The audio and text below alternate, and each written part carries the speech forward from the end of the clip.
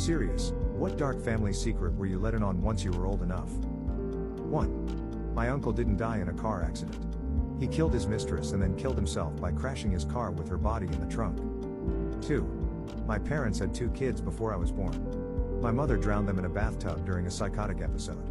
Somehow, despite this and a prior history of mental illness, she got released and had me a couple years later. They had another child just before I turned 2, but I never laid eyes on her. Neither of them ever fessed up, though. I only found out about their existence after an aunt died and left me her personal effects. I found birth announcements for these other kids in her mementos. I always thought she meant for me to find them. When I asked my parents, they refused to discuss anything related to these kids. A few years later, I went back to my hometown and looked up that date in the newspaper more. The friend who went with me was floored. I wasn't, really. I'd grown up in fear for my life from her rages. I broke off contact with them as soon as I could. Not just because of this, though it didn't